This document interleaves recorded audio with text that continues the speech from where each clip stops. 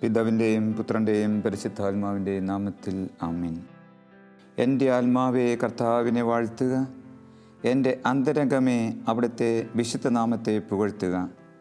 എൻ്റെ ആത്മാവേ കർത്താവിനെ വാഴ്ത്തുക, അവിടുന്ന് നൽകിയ അനുഗ്രഹമൊന്നും മറക്കരുത്. അവിടുന്ന് നിൻ്റെ അകൃത്യങ്ങൾ ക്ഷമിക്കുന്നു, നിൻ്റെ രോഗങ്ങൾ സുഖപ്പെടുത്തുന്നു. അവിടുന്ന് നിൻ്റെ ജീവനെ പാതാളത്തിൽ നിന്ന് രക്ഷിക്കുന്നു. അവിടുന്ന് സ്നേഹവും കരുണയും കൊണ്ട് നിന്നെ കിരീടമണിയിക്കുന്നു. നിൻ്റെ യൗവനം കഴുകൻ്റേതുപോലെ നവീകരിക്കപ്പെടാൻ വേണ്ടി നിൻ്റെ ജീവിതകാലം എത്രയും നിന്നെ സംതൃപ്തനാക്കുന്നു. ദൈവമേ, ഞങ്ങളുടെ ദൈവമേ, ഞങ്ങളെ നിരന്തരം പരിപാലിക്കുന്ന ദൈവമേ, ഞങ്ങളെ നിരന്തരം തീറ്റിപ്പോറ്റുന്ന ദൈവമേ, ഞങ്ങളെ നിരന്തരം നയിച്ച് പ്രകാശിപ്പിക്കുന്ന ദൈവമേ, ഞങ്ങളെ നിരന്തരം ശക്തിപ്പെടുത്തുന്ന ദൈവമേ, നിത്യമായി വാഴുന്ന കർത്താവേ, അവിടുത്തെ ഞങ്ങൾ ആരാധിക്കുന്നു. എൻ്റെ കർത്താവേ, എൻ്റെ ദൈവമേ എന്ന് പറഞ്ഞുകൊണ്ട് നിൻ്റെ മുൻപിൽ സാഷ്ടാംഗ പ്രണാമം ചെയ്ത മാർത്തോമാ ശ്ലീഹായെ പോലെ ദൈവമേ യേശു ക്രിസ്തുവേ, അവിടുത്തെ ഞങ്ങൾ ആരാധിക്കുന്നു, സ്തുതിക്കുന്നു. കർത്താവേ, ഉന്നതത്തിൽ നിന്ന് ശക്തി ഞങ്ങളുടെ മേൽ വർഷിക്കണമേ. അത്യുന്നതൻ്റെ ശക്തി ഞങ്ങളുടെ മേൽ ആവസിക്കട്ടെ. അവിടുത്തെ ആത്മാവ് ഞങ്ങളിൽ നിറയട്ടെ. അവിടുത്തെ ദിവ്യശക്തി ഞങ്ങളിൽ നിറയട്ടെ. കർത്താവേ, നിൻ്റെ ആത്മാവ് ഞങ്ങളെ പഠിപ്പിക്കട്ടെ. നിൻ്റെ ആത്മാവ് ഞങ്ങളെ നയിക്കട്ടെ. നിൻ്റെ ദിവ്യ ചൈതന്യം ഞങ്ങളിൽ നിറയട്ടെ കർത്താവേ. എങ്കിൽ ആ ജലം എനിക്ക് തരിക. സമരിയാക്കാരി സ്ത്രീയെപ്പോലെ ഞങ്ങളും പ്രാർത്ഥിക്കുന്നു. ആ ദിവ്യജലം കൊണ്ട് ഞങ്ങളെ നിറച്ചാലും, ആ ജലം ഞങ്ങളുടെ ഹൃദയത്തിൽ നിന്ന് നിർഗളിക്കുവാൻ ഇടയാക്കിയാലും, അങ്ങനെ അനേകരുടെ ജീവിതങ്ങളിൽ കുളിർമയായി കുളിർക്കാറ്റായി ജീവിക്കുവാൻ ഞങ്ങളെ അനുവദിച്ചാലും, ദൈവമായ കർത്താവേ, നിനക്ക് സ്തുതിയും സ്തോത്രവും ആരാധനയും മഹത്വവും എന്നുമെന്നേക്കും ആമേൻ. എസെക്കിയേൽ പ്രവാചകൻ്റെ പുസ്തകം അധ്യായം 34 തിരുവചനം 11 മുതൽ. ദൈവമായ കർത്താവ് അരുളി ചെയ്യുന്നു, ഇതാ ഞാൻ തന്നെ എൻ്റെ ആടുകളെ അന്വേഷിച്ച് കണ്ടുപിടിക്കും. ആടുകൾ ചിതറിപ്പോയാൽ ഇടയൻ അവയെ അന്വേഷിച്ചിറങ്ങും. അതുപോലെ ഞാൻ എൻ്റെ ആടുകളെ അന്വേഷിക്കും. കാറ് നിറഞ്ഞ് അന്ധകാരപൂർണമായ ആ ദിവസം ചിതറിപ്പോയ ഇടങ്ങളിൽ നിന്നെല്ലാം ഞാൻ അവയെ വീണ്ടെടുക്കും. ജനതകളുടെ ഇടയിൽ നിന്ന് ഞാൻ അവയെ കൊണ്ടുവരും. രാജ്യങ്ങളിൽ നിന്ന് ഞാൻ അവയെ ഒരുമിച്ച് കൂട്ടും. സ്വദേശത്തേക്ക് അവയെ ഞാൻ കൊണ്ടുവരും. ഇസ്രായേലിലെ മലകളിലും നീരുറവകൾക്കരികിലും മനുഷ്യവാസമുള്ള എല്ലാ ഇടങ്ങളിലും ഞാൻ അവയെ മേയ്ക്കും. നല്ല പുൽത്തകിടികളിൽ ഞാൻ അവയെ മേയ്ക്കും. ഇസ്രായേലിലെ ഉയർന്ന മലകളിലായിരിക്കും അവയുടെ മേച്ചിൽ സ്ഥലങ്ങൾ. അവിടെ നല്ല മേച്ചിൽ സ്ഥലത്ത് അവ കിടക്കും. ഇസ്രായേൽ മലകളിലെ സമർത്ഥമായ പുൽത്തകിടിയിൽ അവ മേയും. ദൈവമായ കർത്താവ് അരുളി ചെയ്യുന്നു, ഞാൻ തന്നെ എൻ്റെ ആടുകളെ മേയ്ക്കും. നഷ്ടപ്പെട്ടതിനെ ഞാൻ അന്വേഷിക്കും. വഴിതെറ്റിപ്പോയതിനെ ഞാൻ തിരികെ കൊണ്ടുവരും. മുറിവേറ്റതിനെ ഞാൻ വച്ചുകെട്ടും. ബലഹീനമായതിനെ ഞാൻ ശക്തിപ്പെടുത്തും. കൊടുത്തതിനെയും ശക്തിയുള്ളതിനെയും ഞാൻ സംരക്ഷിക്കും. നീതിപൂർവം ഞാൻ അവയെ പോറ്റും. ഈശോ മിശിഹായിൽ ബഹുമാനപ്പെട്ട വൈദികരെ, പ്രിയപ്പെട്ട സഹോദരങ്ങളെ, എത്ര സുന്ദരമായ വചനം ഇല്ലേ? ദൈവത്തിൻ്റെ സ്നേഹം, ദൈവത്തിൻ്റെ കാരുണ്യം, ദൈവത്തിൻ്റെ അനുകമ്പ, ദൈവത്തിൻ്റെ കടന്നുവരവ്. എന്തിനു വേണ്ടി? വീണ്ടെടുക്കാൻ വേണ്ടി, രക്ഷിക്കുവാൻ വേണ്ടി, സംരക്ഷിക്കുവാൻ വേണ്ടി, സഹായിക്കുവാൻ വേണ്ടി. ഇടയ രൂപവും വേറി വരുന്ന ദൈവമുഖം ഒന്ന് ദർശിക്കൂ. ആ ഇടയമുഖം ദർശിച്ചുകൊണ്ട്, ആ അളവറ്റ ആർദ്രത അനുഭവിച്ചുകൊണ്ട് നമുക്ക് പറയാം, ദൈവമേ, ഞങ്ങളും അങ്ങയെ സ്നേഹിക്കുന്നു. ദൈവമേ, ഞങ്ങളും അങ്ങയെ ആരാധിക്കുന്നു. ദൈവമേ, ഞങ്ങളും അങ്ങേക്ക് സന്തോഷ കീർത്തനങ്ങൾ ആലപിക്കുന്നു. അങ്ങ് ഞങ്ങളുടെ പിതാവാണ്, അങ്ങ് ഞങ്ങളുടെ ഇടയനാണ്, അങ്ങ് ഞങ്ങളുടെ നാഥനാണ്. ദൈവമേ, നിനക്ക് സ്തുതി ഉണ്ടായിരിക്കട്ടെ. ആ ദൈവം പറയുന്ന ഓരോ വാക്കുകളും ശ്രദ്ധിച്ചു നോക്കൂ. അവിടെയെല്ലാം പൗരോഹിത്യ ധർമ്മവും വ്യക്തമാവുകയാണ്. ഈ വചനങ്ങൾ വായിച്ച് ധ്യാനിക്കുന്നതിൻ്റെ ആഴമനുസരിച്ച് ഇടയധർമ്മം, പൗരോഹിത്യധർമ്മം, അതിൻ്റെ നീളവും വീതിയും ആഴവും കൂടുമെന്നതിന് ഒരു സംശയവുമില്ല. കർത്താവ് പറയുക, ചിതറിപ്പോയ ആടുകളെ ഞാൻ അന്വേഷിച്ചിറങ്ങും. പണ്ടൊക്കെ നമ്മുടെ നാട്ടിൽ വൈദികരുടെ ഒരു നടപ്പുണ്ടായിരുന്നു. വാസ്തവത്തിൽ ഞാൻ കുറച്ചൊക്കെ കണ്ടിട്ടുണ്ട്. എന്തായിരുന്നു നടപ്പിൻ്റെ പ്രത്യേകത? അവരൊരു വളയം കാലം കൊടയും ഒരു കൊടയൊക്കെ ഊന്നി ഈ നടപ്പാണ്. വാസ്തവത്തിൽ അവർ ഇടവകാതിർത്തിക്കുള്ളിലൂടെയുള്ള ഈ സായാഹ്നത്തിലും മധ്യാഹ്നത്തിലുമൊക്കെയുള്ള ഈ സവാരിയിൽ ഒത്തിരി വൻകാര്യങ്ങൾ ചെയ്തിരുന്നു എന്നാണ് എൻ്റെ വിശ്വാസം. അവർ പാടത്ത് പണിയെടുക്കുന്നവരെയും പറമ്പിൽ റബ്ബർ വെട്ടുന്നവരെയും അങ്ങനെ ജീവിതത്തിൻ്റെ വ്യത്യസ്തങ്ങളായ മേഖലകളിലുള്ള എല്ലാവരോടുമായിട്ടുള്ള ഒരു സംവാദവും ഒരു സമ്പർക്കവും ഉണ്ടായിരുന്നു എന്നെനിക്ക് തോന്നുക.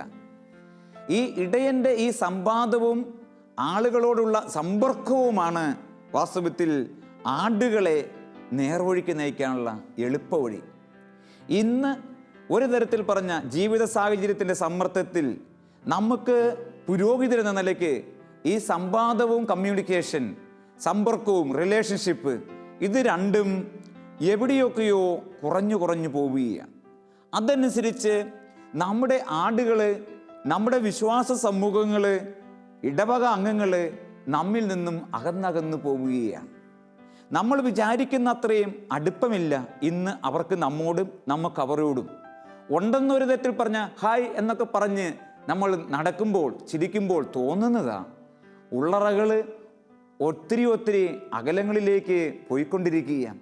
ഇവിടെ നമ്മൾ വീണ്ടും വിചാരത്തിൻ്റെ സമയമായി. ഈ ഹൃദയങ്ങളെ സംയോജിപ്പിക്കുവാൻ, സമന്വയിപ്പിക്കുവാൻ ആകുന്നത് ഇടയ ജീവിതം ഇനിയും നമ്മൾ കൂടുതൽ ആർജിക്കേണ്ട സമയമായി. പിതാവ് അതാണ് ചെയ്യുന്നത്, പുത്രനായ യേശു അതാണ് ചെയ്യുന്നത്, പരിശുദ്ധാത്മാവായ ദൈവം അതിനാണ് നമുക്ക് ഉത്തേജനം നൽകുന്നതും. അത് നമുക്ക് മറക്കാതിരിക്കാം. സ്വദേശത്തേക്ക് ഞാൻ അവയെ കൊണ്ടുവരും. ഈ അടുത്ത നാളിൽ വാസ്തവത്തിൽ ആളുകൾ എന്തൊക്കെ പറഞ്ഞാലും പരിശുദ്ധാത്മാവിനാൽ നയിക്കപ്പെട്ട് കഴിഞ്ഞാൽ നമുക്ക് ഒരു രഹസ്യം മനസ്സിലാവും. സീറോ മലബാർ സഭ തങ്ങളുടെ അജഗണങ്ങളെ എന്ന് വെച്ച് കഴിഞ്ഞാൽ ആടുകളെ തേടി നടക്കുന്ന ഒരു കാഴ്ച നമുക്ക് കാണാൻ പറ്റും. അതിൻ്റെ ചൈതന്യവും അതിൻ്റെ പാരമ്പര്യവും വീണ്ടെടുത്തുകൊണ്ട് സമസ്ത ലോകങ്ങളിലേക്കും പോയി സഭയുടെ മക്കൾ എവിടെയൊക്കെയുണ്ടോ അവരെയൊക്കെ കാണുവാനും കേൾക്കുവാനും അവരെയൊക്കെ സമന്വയിപ്പിക്കുവാനും നമ്മുടെ മെത്രാന്മാരും അവിടെ നേതൃത്വത്തിൽ അച്ഛന്മാരും വിശ്വാസികളും മുതിരുന്നത് വളരെ രസകരമായ ഒരു കാഴ്ചയാണ്. വാസ്തവത്തിൽ അത് ഇടയധർമ്മം തന്നെയാണ്. അതിനെ അവഹേളിക്കേണ്ട ഒരു ആവശ്യവുമില്ല, അതിനെ ഭയപ്പെടേണ്ട ഒരു ആവശ്യവുമില്ല, അതിനെ നിന്ദിക്കേണ്ട ഒരു ആവശ്യവുമില്ല. മറിച്ച് അതിനെ അഭിനന്ദിക്കുവാനും സ്വാഗതം ചെയ്യുവാനും സമസ്ത മനുഷ്യർക്കും സകല വിശ്വാസികൾക്കും പ്രത്യേകിച്ച് സഭാധനികർക്കും സാധിക്കണം. അതായത് തിരുവചനത്തിൽ പ്രകാരം പറയുകയാണ്, എന്താണ് പറയുന്നത്? ജനതകളുടെ ഇടയിൽ നിന്ന് ഞാൻ അവയെ കൊണ്ടുവരും, രാജ്യങ്ങളിൽ നിന്ന് ഞാൻ അവയെ ഒരുമിച്ച് കൂട്ടും. ജോലി തേടി ജീവിതമാർഗവും സഭയുടെ മക്കള് ലോകത്തിൻ്റെ വിവിധ ഭാഗങ്ങളിലേക്ക് പോയി കഴിഞ്ഞു. അതുകൊണ്ട് ഇനി ഇവിടെ ഇരുന്നിട്ട് കാര്യമില്ല. വാസ്തവത്തിൽ അവരെ എന്ത് ചെയ്യണം? പുരോഹിതരെന്ന നിലയ്ക്ക് അവരെ ഒരുമിച്ച് ചേർക്കണം. സ്വദേശത്തേക്ക് എന്ന് വെച്ച് കഴിഞ്ഞാൽ ദൈവഭവനത്തിലേക്ക് അവരെ ചേർത്ത് വയ്ക്കണം.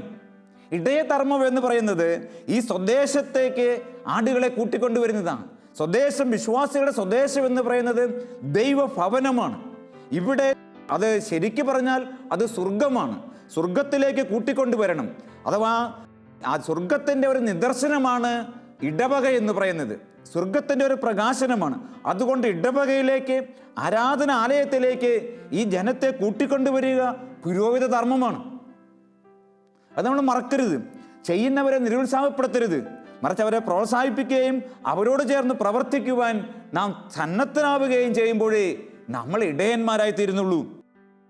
ഇസ്രായേലിലെ നീരുറവകൾക്കരികിലും മനുഷ്യവാസമുള്ള എല്ലായിടങ്ങളിലും ഞാൻ അവയെ മേയ്ക്കും.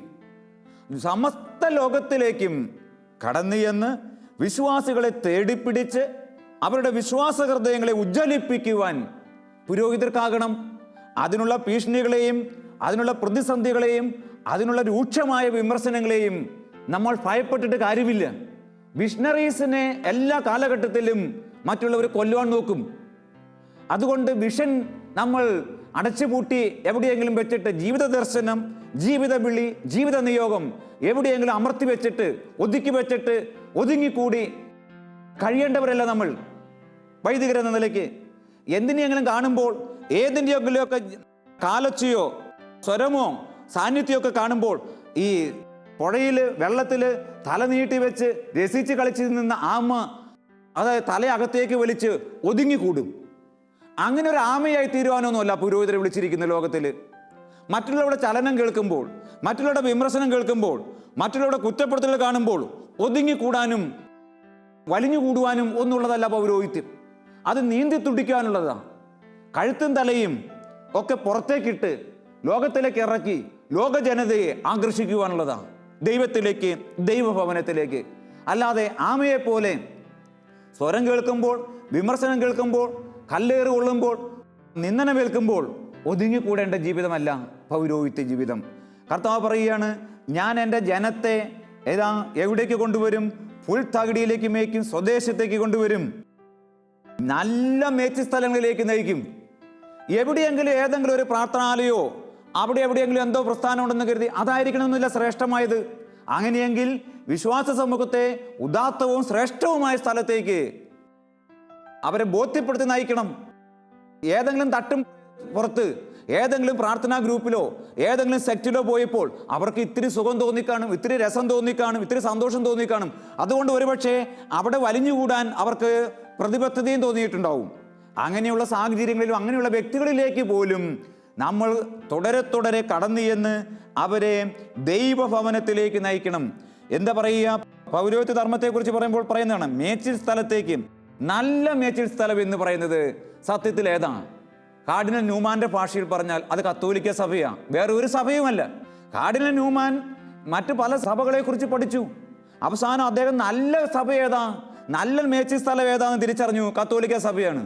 ന്യൂമാനെ എന്താ ചെയ്തത്? കത്തോലിക്ക സഭയിലേക്ക് തിരിച്ചുപോയി.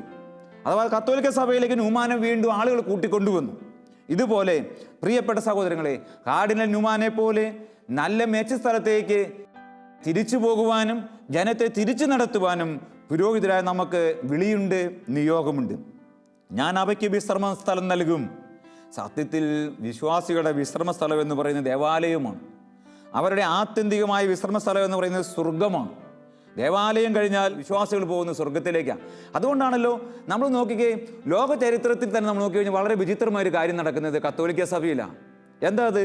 നമ്മളെ വീട്ടിൽ ഒരാൾ മരിച്ചു കഴിഞ്ഞാൽ ഈ ശവം വീട്ടിൽ നിന്ന് എടുത്തിട്ട് കൊണ്ടുപോയി സിമിത്തേരിയിലേക്കല്ല കൊണ്ടുപോകുന്നത്. നമ്മൾ കൊണ്ടുപോകുന്നത് എവിടേക്കാണ്? ദേവാലയത്തിലേക്കാണ്. സാധാരണ ചത്ത ഒരു വസ്തുവിനെ, ചത്ത ഒരു വ്യക്തിയെ വേറെ വല്ലയിടത്തും കയറ്റുമോ? ഇത്രയും പരിശുദ്ധമായ സ്ഥലത്ത് ദേവാലയത്തിലേക്ക് കൊണ്ടുപോകുന്നത് എന്താ? അത് സ്വർഗത്തിലേക്ക് ആനയിക്കുന്നതിൻ്റെയും കൊണ്ടുപോകുന്നതിൻ്റെയും പ്രതീകമാണ്.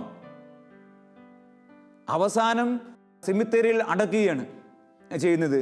അപ്പോൾ ദേവാലയത്തിലേക്കാണ് കൊണ്ടുപോകുന്നത്, സ്വർഗത്തിലേക്കാണ് കൊണ്ടുപോകുന്നത്. ദൈവഭവനം നമ്മുടെ വിശ്രമ സ്ഥലം അതാണ്. അപ്പോൾ വിശ്വാസികളെ നിത്യമായ വിശ്രമ സ്ഥലത്തേക്ക് നയിക്കുക പുരോഹിത ധർമ്മമാണ്. മുറിവേറ്റതിനെ ഞാൻ വെച്ചുകെട്ടും, ബലഹീനമായതിനെ ഞാൻ ശക്തിപ്പെടുത്തും. സത്യം അതല്ലേ? നമ്മുടെ ഇടവകയിൽ, നമ്മുടെ കുടുംബത്തിൽ, നമ്മുടെ വിശ്വാസികളിൽ പലരും കാലങ്ങൾ പിന്നിട്ട് പോകുമ്പോൾ ആദ്യകാലത്ത് വളരെ തീക്ഷ്ണതയുണ്ടായിരുന്നു. പള്ളിയിൽ കുർബാനയ്ക്ക് കൂടിക്കൊണ്ടിരുന്ന പയ്യനാണ് പലരും പറയും. പള്ളിയിൽ സ്ഥിരം വന്നുകൊണ്ടിരുന്നതാണ്. ഈ അടുത്ത നാളിൽ ഞാൻ ചാലക്കുടി പ്രദേശത്തൂടി പോകുമ്പോൾ ഒരു കൊച്ചിനെ ഒരച്ഛൻ ഉറക്കെ വിളിച്ചു. അച്ഛൻ ആ വീടിൻ്റെ മുറ്റത്തൂടി പോവുമായിരുന്നു. വീട്ടുകാർ വിളിച്ചിട്ട് കേട്ടില്ല. അച്ഛൻ ഉറക്കെ വിളിച്ചു, നീ ഇങ്ങ് വന്നേ, നിന്നിപ്പോൾ പള്ളിയിൽ കാണുന്നില്ലല്ലോ. അവൻ 10ാം ക്ലാസ്സിൽ ജയിച്ചതാണ്, പള്ളിയിൽ കാണുന്നില്ലല്ലോ. കഴിഞ്ഞ നാൾ വരെ അവൻ സ്ഥിരം പള്ളിയിൽ വന്നിരുന്നതാണ്, ഇപ്പോൾ പള്ളിയിൽ വരുന്നില്ല. അച്ഛൻ പറഞ്ഞു, ഞാൻ നാളെ പള്ളിയിൽ നിന്നെ നോക്കും, നീ അവിടെ ഇല്ലെങ്കിൽ ഞാൻ നിന്നെ രാവിലെ തന്നെ ഫോൺ വിളിക്കും, അതുകൊണ്ട് കുർബാനയ്ക്ക് മുൻപ് നീ വന്നം. ആ കൊച്ചിനോട് പറഞ്ഞു. അവൻ തുടർന്ന് എല്ലാ ദിവസവും പള്ളിയിൽ വരിക. അപ്പോൾ ചിലപ്പോൾ അറിഞ്ഞും അറിയാതെയൊക്കെ വിശ്വാസികളുടെ ഹൃദയങ്ങൾ മന്ദീഭവിച്ചു പോവും, മരവിച്ചു പോവും, ബലഹീനമാകും. അപ്പോൾ അങ്ങനെ വിശ്വാസത്തിൽ, ക്രിസ്തുവിനുള്ള സ്നേഹത്തിൽ, ദൈവത്തോടുള്ള ഭക്തിയിലൊക്കെ ബലഹീനമാകുന്നതിനെ എന്ത് ചെയ്യണമെന്ന് പറയുക പുരോഹിതർ? ബലഹീനമായതിനെ ഞാൻ ശക്തിപ്പെടുത്തും, കൊഴുത്തതിനെയും ശക്തിയുള്ളതിനെയും ഞാൻ സംരക്ഷിക്കും, നീതിപൂർവം ഞാൻ അവയെ തീറ്റിപ്പോറ്റും. പ്രിയപ്പെട്ട സഹോദരങ്ങളെ, കർത്താവായ ദൈവം നമ്മെ വിളിക്കുക. നമ്മെ വിളിച്ചതിന് ലോകത്തിൽ ദൈവത്തിന് വലിയ ദൗത്യമുണ്ട്. ആ ദൗത്യം ഒരു നാൾ നമുക്ക് മറക്കാതിരിക്കാം. കർത്താവ് നമ്മുടെ ഓരോ പ്രവൃത്തികളെയും സൂക്ഷിച്ച് വീക്ഷിക്കുക, സ്നേഹത്തോടെ നോക്കുക. നമുക്ക് വേണ്ടി നമ്മൾ സൊഡാലിറ്റിയിൽ കുഞ്ഞായിരുന്നപ്പോൾ പ്രിയ പുരോഹിതരെ ഓർത്ത് നോക്കുകയെ, നമ്മളൊക്കെ പള്ളിയിൽ പോയപ്പോൾ ചൊല്ലിയൊരു പ്രാർത്ഥനയുണ്ടല്ലോ, കർത്താവിന് കണ്ണില്ല, ഇതാ എൻ്റെ കണ്ണുകളെ കർത്താവിന് ഞാൻ നൽകുന്നു. കർത്താവിന് കൈയില്ല, നന്മ ചെയ്ത് ചുറ്റി സഞ്ചരിക്കാൻ പാദങ്ങളില്ല, നന്മ ചെയ്യുവാൻ കരങ്ങളില്ല, ഇതാ എൻ്റെ പാദങ്ങളെ, ഇതാ എൻ്റെ കരങ്ങളെ നൽകുന്നു. കർത്താവിന് സ്നേഹിക്കാൻ ലോകത്തിൽ ഹൃദയമില്ല, ഇതാ എൻ്റെ ഹൃദയങ്ങളെ നൽകുന്നു. എത്രയോ നന്നായിട്ട് നമ്മൾ പാടി, എത്രയോ നന്നായിട്ട് നമ്മളെ സ്നേഹിച്ചു. ആ ലക്ഷ്യമൊക്കെ വെച്ചല്ലേ നമ്മൾ വൈദികരായത്. കർത്താവ് നമ്മുടെ കരങ്ങൾ കൊടുക്കുവാൻ, കർത്താവ് നമ്മുടെ കണ്ണുകൾ കൊടുക്കുവാൻ, കടാക്ഷിക്കുവാൻ ജനത്തെ, കർത്താവിൻ്റെ ഹൃദയം കൊടുക്കുവാൻ, സ്നേഹിക്കുവാൻ. പക്ഷെ വന്ന് പ്രിയപ്പെട്ടവരെ, ഇപ്പം എന്തായി മാറി? നമ്മുടെ കരങ്ങൾ ഇപ്പോൾ ആർക്കുള്ളതാണ്? നമ്മുടെ കരങ്ങളെ ആർക്ക് വേണ്ടിയിട്ടാണ്? നമ്മുടെ കണ്ണുകൾ ആർക്ക് വേണ്ടിയിട്ടാണ്? നമ്മുടെ ചുവടുകൾ ആർക്ക് വേണ്ടി നമ്മൾ വെക്കുക? നമ്മുടെ ഹൃദയം ആർക്ക് വേണ്ടിയാണ് തുടിക്കുക? ഇവിടെയൊക്കെ നമുക്ക് വലിയ വലിയ മാറ്റങ്ങൾ വരണം. കാരണം കാലഘട്ടം പിന്നിട്ട് പോവുകയാണ്. ലോകം കൂടുതൽ ഭൗതികവൽക്കരിച്ചുകൊണ്ടിരിക്കുക, സെക്കുലറിസം. അപ്പോൾ ഇങ്ങനെ ഭൗതികവൽക്കരിച്ചുകൊണ്ടിരിക്കുന്ന ഈ ലോകത്തിൽ ക്രിസ്തുവിൻ്റെ സുവിശേഷത്തിൻ്റെ ആ സാക്ഷികളാകുവാൻ, ജീവിതം ക്രിസ്തുവിലേക്ക്, ക്രിസ്തുവിൻ്റെ ഇടയധർമ്മം നിർവഹിക്കുവാൻ ദൈവം നമ്മെ വിളിച്ചിരിക്കുക. അതിന് നമ്മുടെ കണ്ണും കാതും, നമ്മുടെ പഞ്ചേന്ദ്രിയങ്ങൾ മുഴുവനും, നമ്മുടെ ശരീരവും മനസ്സും ആത്മാവും ഒക്കെ വീണ്ടും നമ്മൾ സമർപ്പിക്കേണ്ടതുണ്ട്. അപ്പോൾ അങ്ങനെ സമർപ്പിച്ചുകൊണ്ട് നമ്മൾ മുന്നേറുമ്പോഴോ പൗലോസ്ലീഹ പറയുന്നത് പോലെ ക്രിസ്തുവിൻ്റെ സ്നേഹത്തിൻ്റെ ഉത്തേജനത്തിൽ നിന്നുകൊണ്ട് നമുക്ക് ആടുകളെ, നമ്മുടെ സമൂഹത്തെ, നമ്മുടെ വിശ്വാസികളെ ദൈവത്തിലേക്ക് നയിക്കാൻ പറ്റും. അങ്ങനെ നയിക്കുമ്പോഴോ കർത്താവ് നമുക്ക് പ്രതിഫലം നൽകും. ഈ ലോകത്തിൻ്റെ പ്രതിഫലം ഒന്നും പ്രതീക്ഷിക്കരുത് ഒരു പുരോഹിതൻ എന്ന നിലയ്ക്ക്. ഈ ലോകത്തിൻ്റെ കൈയുടെ ഒന്നും പ്രതീക്ഷിക്കരുത്. ഈ ലോകത്തിൻ്റെ നേട്ടങ്ങളൊന്നും കണക്കാക്കേണ്ടതില്ല. കാരണം പ്രതീക്ഷിച്ചാൽ അത് നമ്മൾ മണ്ടന്മാരാവും. ഈ ലോകത്തിൽ നമുക്ക് ഒന്നും ലഭിക്കാനില്ല, പരമാർത്ഥത്തിൽ ഒന്നും നേടുവാനുമില്ല. എന്നാൽ പൗലോസ്ലീഹ പറയും, നേടിയെടുത്തതിന് മുറുകെ പിടിച്ചുകൊണ്ടായിരിക്കണം. നമ്മൾ നേടിയെടുത്തത് വാസ്തവത്തിൽ ആരെയാ? യേശു ക്രിസ്തുവിനെയാ. പുരോഹിതൻ എന്ന നിലക്ക് നമ്മൾക്ക് സ്വന്തമായിട്ടുള്ള ആരാ? ക്രിസ്തുവാണ്. അപ്പോൾ സ്ലീഹ പറയുകയാണ്, ആ നേടിയെടുത്ത ക്രിസ്തുവിനെ മുറുകെ പിടിച്ചുകൊണ്ട് വേണം നമ്മുടെ ഓട്ടം. പുരോഹിതരെ, ഇടയൻ എന്ന നിലയ്ക്ക് നമ്മൾ അതാണ് ഓർക്കേണ്ടത്. നേടിയെടുത്ത ക്രിസ്തുവിനെ മുറുകെ പിടിക്കുക. മുറുകെ പിടിച്ചിട്ട് സ്ലീഹ പറയും, ഞാൻ സ്വർഗത്തെ ലക്ഷ്യമാക്കി ഓടുകയാണ്. ക്രിസ്തുവിനെ മുറുകെ പിടിക്കാൻ, സ്വന്തമാക്കുവാൻ ഓടുകയാണ്. എൻ്റെ പൗരത്വം ഈ ഭൂമിയിലല്ല, അത് സ്വർഗത്തിലാണ്. ഫിലിപ്പിയ ലേഖനം 3-ാം അധ്യായത്തിലെ വചനമാണ് ഇതെല്ലാം. അത് സ്വർഗത്തിലാണ്. അപ്പോൾ നമ്മുടെ കണ്ണ്, നമ്മുടെ ഹൃദയം, നമ്മുടെ അഭിലാഷങ്ങൾ എല്ലാം വാസ്തവത്തിൽ ഈ കാണുന്ന പ്രാതിഭാസിക തലത്തിലൊന്നും ഒതുങ്ങിച്ചേരേണ്ടതല്ല, ഒതുക്കി വെക്കേണ്ടതുമല്ല സഹോദരങ്ങളെ. മറിച്ച് സ്വർഗമുണ്ട്. എന്തിനാ പിന്നെ സംശയിക്കുന്നേ? ആ സ്വർഗത്തിൽ ചേർത്ത് വയ്ക്കുക. അപ്പോൾ ജീവിതം എത്ര സുന്ദരമാകും, എത്ര രസകരമാകും, എത്രമാത്രം നമുക്ക് ഓടാൻ പറ്റും. ഈ മണ്ണിലാണ് നമ്മൾ ചേർത്ത് വയ്ക്കുന്നതെങ്കിലോ വിണ്ണിലെ കാര്യം മറന്നിട്ട് മണ്ണിൽ ചേർത്ത് വയ്ക്കുന്ന പൗരോഹിത്യം മരവിച്ചുകൊണ്ടിരിക്കും. നേരെ തിരിച്ച് മണ്ണിനെ മറന്നിട്ട് വിണ്ണിനെ ഓർത്തിട്ടുള്ള പൗരോഹിത്യമോ അത് എന്നും തിളങ്ങി വിളങ്ങിക്കൊണ്ടിരിക്കും, പ്രകാശിച്ചുകൊണ്ടിരിക്കും. കർത്താവ് അതിലേക്ക് നമ്മെ വിളിക്കുക.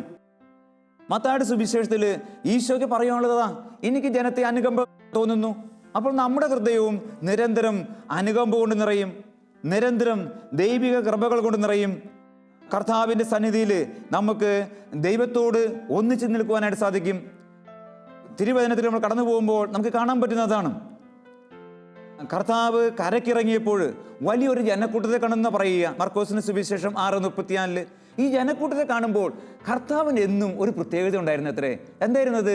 നിങ്ങൾക്ക് ഓർമ്മയില്ലേ? അവൻ്റെ ഹൃദയം ആർദ്രമാവും, അവൻ്റെ ഹൃദയം അലിവ് കൊണ്ട് നിറയും, അവൻ്റെ ഹൃദയം അനുകമ്പ കൊണ്ട് നിറയും. ഇനി നിറഞ്ഞു കഴിഞ്ഞാലോ അവൻ ഈ ജനത്തിന് വേണ്ടിയിട്ട് എന്തെങ്കിലും ചെയ്യും.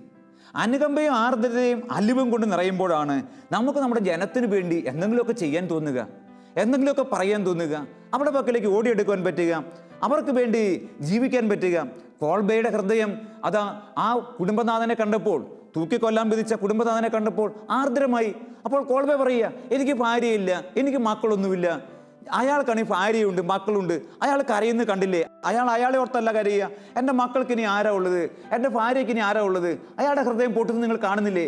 അതുകൊണ്ട് അയാളെ കൊല്ലണ്ട, എന്നെ നിങ്ങൾ കൊന്നുകൊള്ളൂ. നിങ്ങൾ കൊല്ലണമെങ്കിൽ അയാൾക്ക് പകരമായിട്ട് എന്നെ കൊന്നുകൊള്ളൂ എന്ന് പറയുന്ന മാക്സിമിലിയൻ കോൾബെ. അങ്ങനെ അവരുടെ ആ സഹോദരന് വേണ്ടി മരിക്കുന്ന കോൾബെ. ഇതൊക്കെയാണല്ലോ പൗരോഹിത്യം. പൗരോഹിത്യ ദർശനങ്ങൾ നമ്മൾ ഇവരിലൊക്കെ കാണുക. മരിയ വിയാനിയിൽ നമ്മൾ കാണുന്നതാണ്. 18.5 മണിക്കൂർ വരെ ഒക്കെ കുമ്പസാരക്കുള്ളിലിരിക്കുന്നു. ക്യൂ നിൽക്കുന്നവരെ മറക്കാൻ പറ്റാത്തതുകൊണ്ട് തൻ്റെ ജീവിതം മറന്നിട്ട് ആ ക്യൂവിൽ നിൽക്കുന്നവരെ ഓർക്കുകയാണ്. എഴുന്നേറ്റ് പോകാൻ പറ്റാതെ അവിടെ ഇരുന്ന് വീണ്ടും കുമ്പസാരിപ്പിക്കുകയാണ്. ഇതൊക്കെ നമ്മുടെ മാതൃകകളാണ്. പ്രിയപ്പെട്ട പുരോഹിതരെ, കർത്താവ് നമ്മെ വിളിക്കുന്ന അതാണ്. 1 പത്രോസ് 2:24-25 ഇപ്രകാരം പറയും, നമ്മുടെ പാപങ്ങൾ സ്വന്തം ശരീരത്തിൽ വഹിച്ചുകൊണ്ട് അവൻ കുരിശിലേറി. അത് നാം പാപത്തിന് മരിച്ചവരായി നീതിക്കായി ജീവിക്കേണ്ടതിനാണ്. ക്രിസ്തുവിനെ കുറിച്ചാണ് പറയുന്നത്. നമ്മുടെ പാപങ്ങൾ സ്വന്തം ശരീരത്തിൽ വഹിച്ച് അവൻ മരിച്ചു. അത് നമ്മൾ പാപത്തിൽ മരിച്ച് ദൈവത്തിന് വേണ്ടി നീതിക്കായി ജീവിക്കേണ്ടതിനാണ്.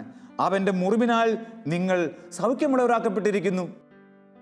വീണ്ടും പറയുക, അലഞ്ഞു നടക്കുന്ന ആടുകളെ പോലെ ആയിരുന്നു നിങ്ങൾ, എന്നാൽ ഇപ്പോൾ നിങ്ങൾ നിങ്ങളുടെ ഇടയനും പാലകനുമായവൻ്റെ അടുത്തേക്ക് മടങ്ങി വന്നിരിക്കുന്നു. അവൻ്റെ മുറിവിനാൽ നിങ്ങൾ സൗഖ്യമുള്ളവരായിരിക്കുന്നു.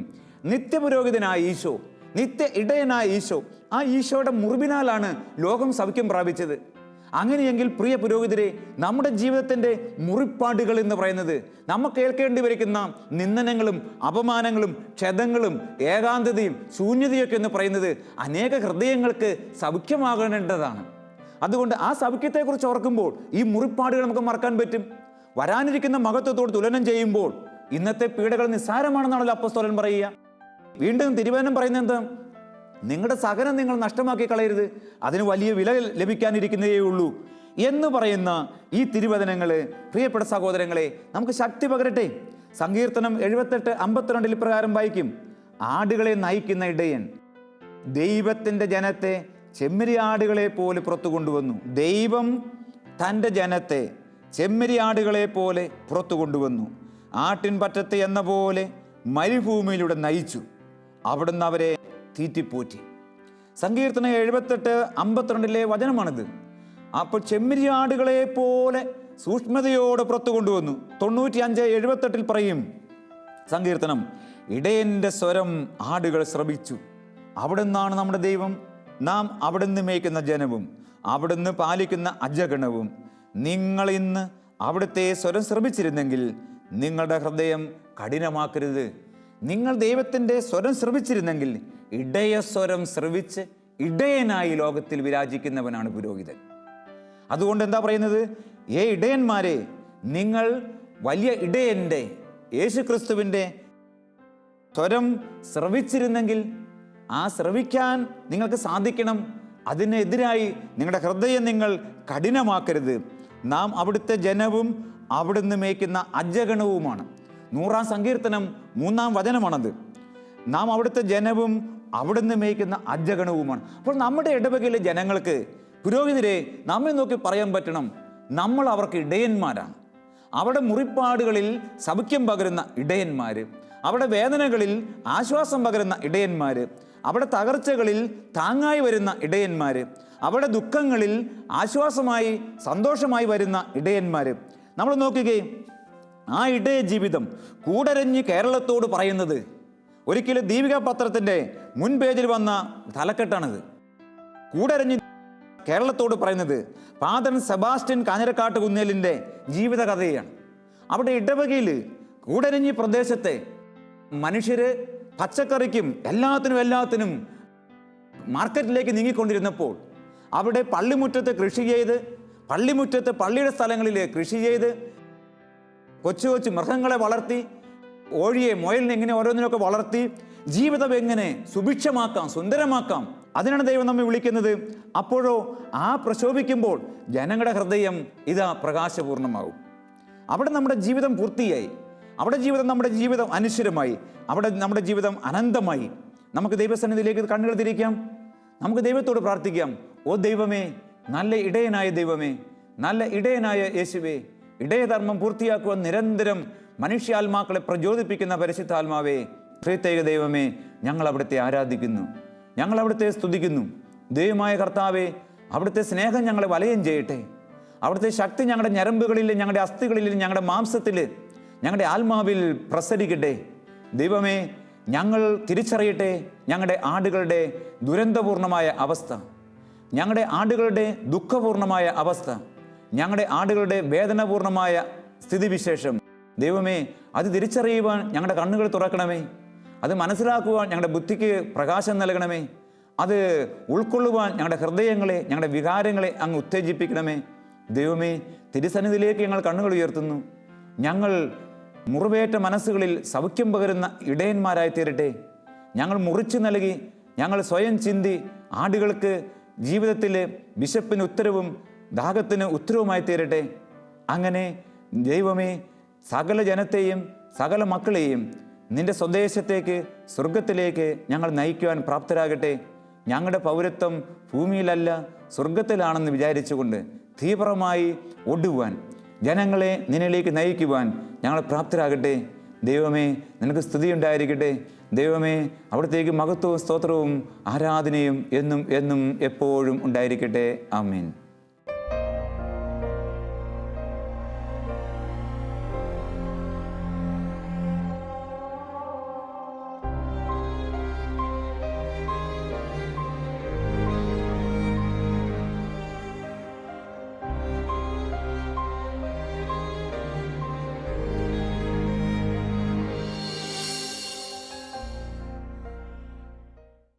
വിശദ വിവരങ്ങൾക്ക് director, divine vision, divine retreat centre, Muringoor, Chalakudy 680316, Kerala, south India. Telephone 0091 480 270 8098, 0091 480 270 2613. Fax 0091 480 270 8097. Email mail.divintv@gmail.com. Website www.drcm.org.